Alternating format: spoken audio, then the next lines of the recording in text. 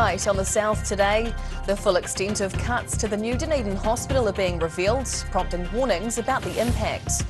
A cruise ship due to dock in Dunedin is being turned away due to a biosecurity breach, all because of snails. And a Dunedin bakery is tempting customers with a modern take on traditional Filipino cooking.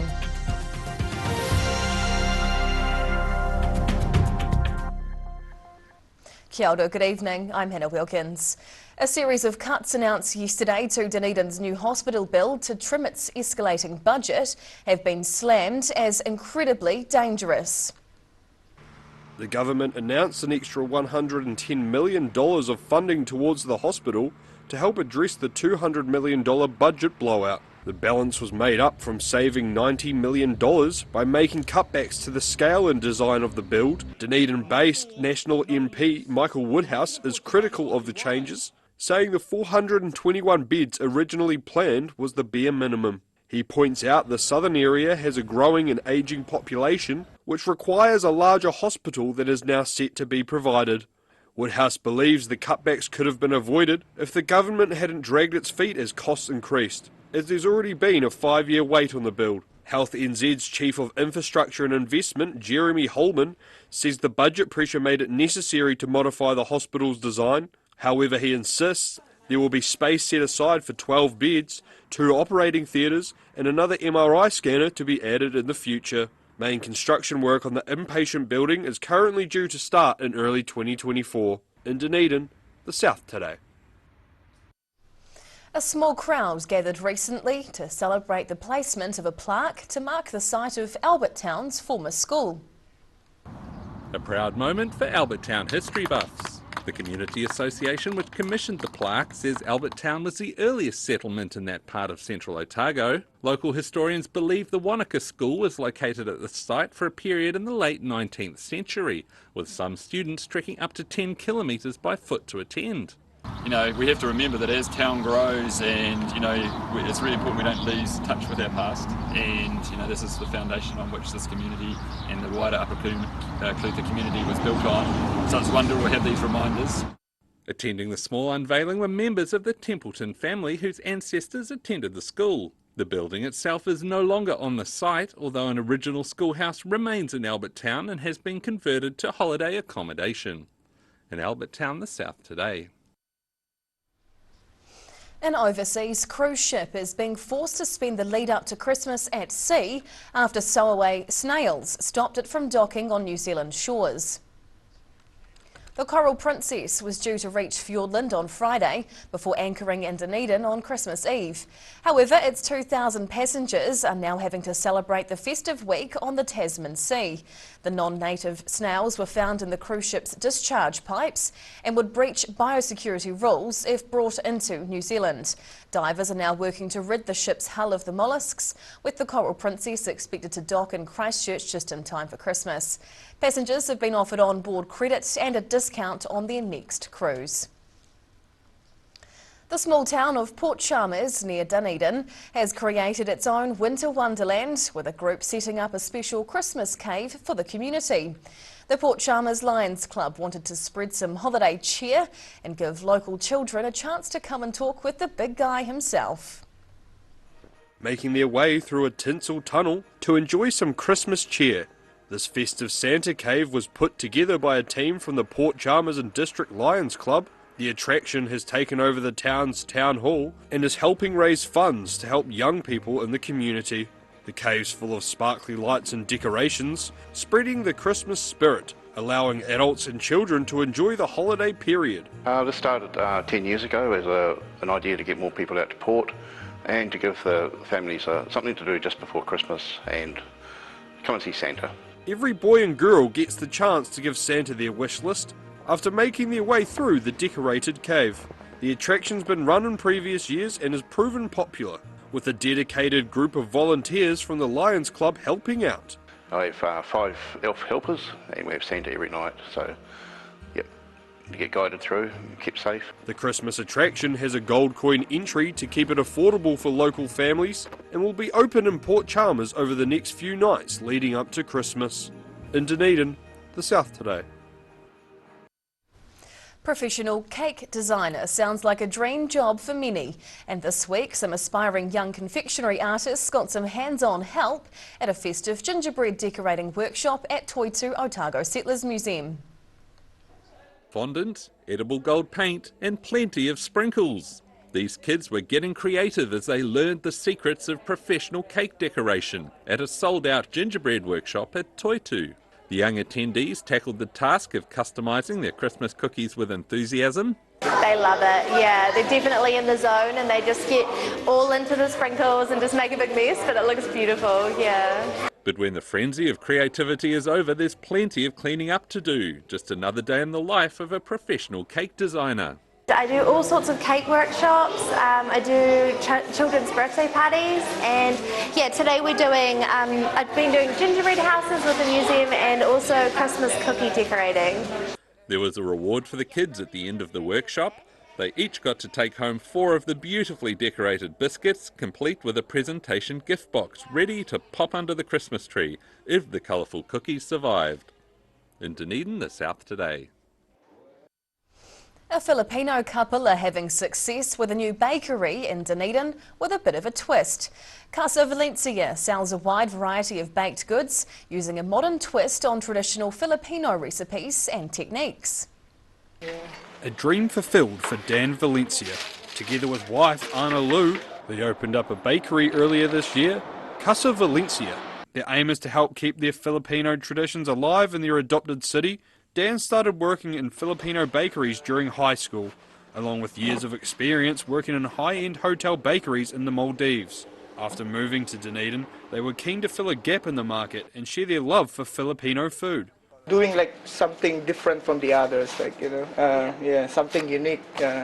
We're like really happy to see people taste our food, and you know, we're excited to see their reaction and their comments. We're really happy with it. The bakery in Musselburgh offers a wide range of sweet and savoury products, bringing a modern twist to their traditional food.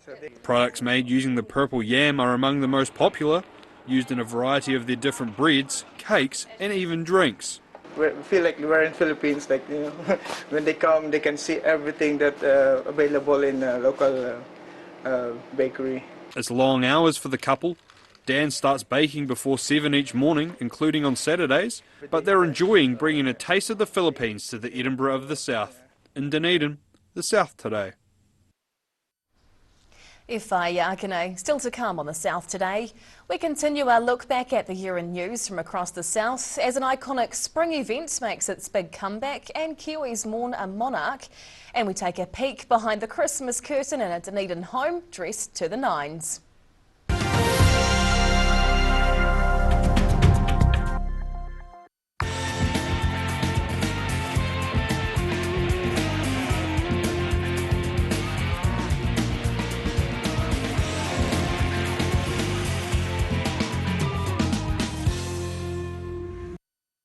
Hi, my name's Matt and I'm the Dines Group CEO. Dines is a company that's focused on selling logistics solutions to its customers. We're passionate about selling efficiency and we've been selling efficiency for over 50 years now.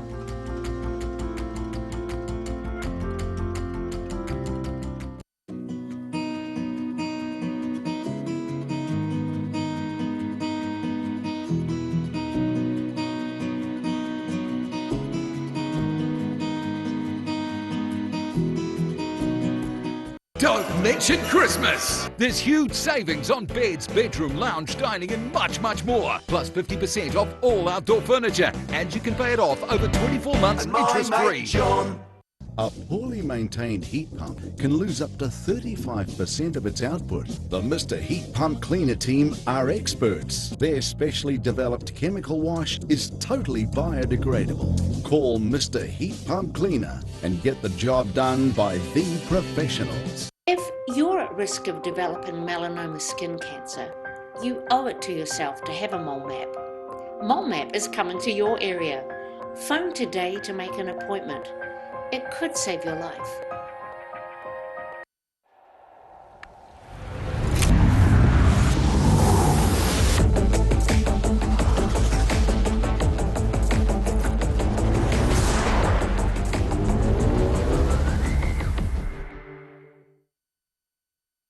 Hi, Otago!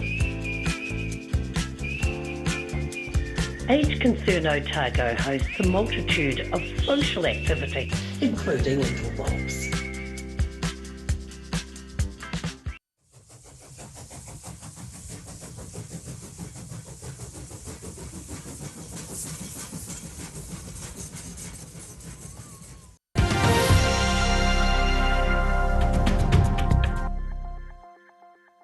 Tēnā koe, welcome back. Well, now we continue our look back at the year in news from across the south. September saw a return of the Alexandra Blossom Festival, Otago chalked up an historic hockey victory, and the country paused to mourn the passing of Queen Elizabeth II. Southland has made the most of the shorter than usual white baiting season in spring, heading to the Mata-o-Clufa River in search of the mysterious native fish. And I can't explain it. It's just something. And I think most people that come down whitebait, they're probably the same. September also saw some progress on the new Dunedin hospital build, with some solid construction work getting underway, despite ongoing discussions over the final design. A pretty exciting day here, a bit of a milestone as we start to pour the first of the concrete foundations. Alexandra hosted the 65th Blossom Festival, with more than 18,000 people turning out from across central Otago to celebrate after last year's event had to be cancelled. Meanwhile in Matoda, Southern Medicinal was celebrating a different kind of flower, showing off their medicinal cannabis harvest. We're hitting world-class levels of yield and quality. It's like we landed a rocket on the moon after starting 5 years ago. Let's see what happens here. Otago with a flick. That's it. And in sports, the Otago hockey team claimed the prestigious Challenge Shield for the first time in over 100 years, beating Wellington by 4-2 in the final to claim the national title. They have won the Challenge Shield for the very first time in history. And the country paused to mourn the passing of Her Royal Highness Queen Elizabeth II. I know I speak for all New Zealanders in conveying our deepest sympathy to members of the royal family and condolences to King Charles III. New Zealand observed a special public holiday in late September to mark the momentous occasion for the Commonwealth. Across the South today. And now recapping tonight's top stories on the South today. Concerns raised over plans to scale back Dunedin's hospital builds, with some medical staff worried about capacity. Some cruise ship passengers face Christmas Eve at sea after snails were discovered on board, keeping the ship out of Dunedin. And a Dunedin bakery is showcasing a range of sweet treats through a modern twist on traditional Filipino cooking.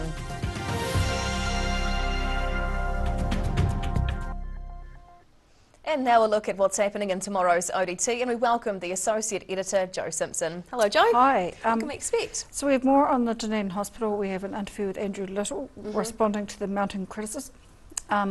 There's a new CEO of the ORC, so we have an interview with him. Oh, great. And we have police were searching for a motorcycle which was being ridden dangerously shortly before it was involved in a fatal crash. Oh, gosh. And we have Redditch was captured photographing the groins, supposedly to prove they exist. Oh, okay. Oh, we look forward to reading the paper tomorrow. Thank you for your time tonight. Thank you. And time now for a look at tomorrow's weather. The South Today weather, proudly brought to you by MoleMap, the skin cancer detection specialists. Looking at the situation, it's looking fine for most of the region, with temperatures warming up before Christmas and plenty of sunshine expected on the big day for most. Heading to the top of the South Island, cloudy with light nor'easterlies up north and over on the coast, both Nelson and Greymouth heading for 23 degrees. For Christchurch, more cloud and slightly windier with 19 as the high. Travelling to South Canterbury and North Otago, expect a partly cloudy day with northeast winds through here tomorrow. 18-degree highs for both Ashburton and Oamaru, while Timaru heads for 19. Heading westwards to the Central Lakes, Blue skies up top through here tomorrow with light winds. Wanaka and Queenstown get a gorgeous 25-degree day, while Alexandra a bit of cloud and warmer with a high of 26 degrees. Heading further south, fine with light easterlies here tomorrow. Balclutha and Gore get up to 23 degrees, while the Catlins will be a bit breezier with some cloud and a high of 18. And down to the deep south. Fog and low cloud tonight in Invercargill, down to 9. The next 2 days look sunny with light winds, up to 21 tomorrow and 23 on Friday. And finally heading to Dunedin. Cloudy with light winds tonight, dropping to 12. Cloud breaking to a sunny day with nor'easterlies picking up in the afternoon tomorrow, the high 17. And Friday's looking cloudy with some light winds, possibly late showers, with a high of 20 degrees before Christmas weekend. And finally tonight, a Dunedin couple is spreading some Christmas cheer after creating a miniature winter wonderland in their own home. Teresa and Alan Smith have opened up their Yuletide display to the public to help raise money for a cause close to their hearts. Santa Claus doing his rounds, spreading Christmas cheer from this miniature model town.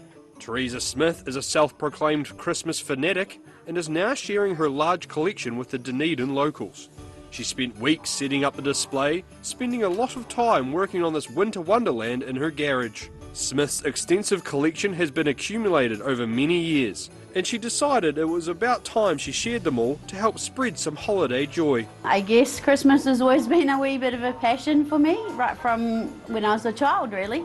Mum always had little traditions that we followed, and I remember making plenty of crepe paper chains and things over the years, but I've always loved Christmas. Entry is by donation, with all proceeds going towards housing for their granddaughter Zoe, who's been diagnosed with spinal muscular atrophy. The disorder could leave her unable to walk, swallow, or do other simple tasks. The couple are hoping to raise enough money to create an accessible space for their granddaughter. I want to share a bit of the Christmas magic really, and you know, if we raise some profile and if they want to donate then that's fine, and if they haven't got anything that's fine as well, you know.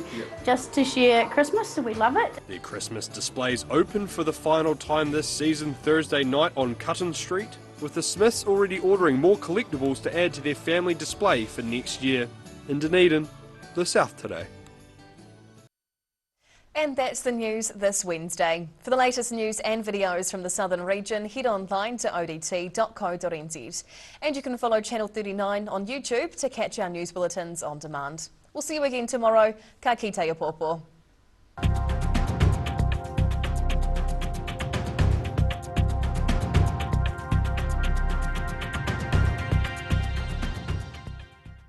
Public interest journalism funded through New Zealand On Air.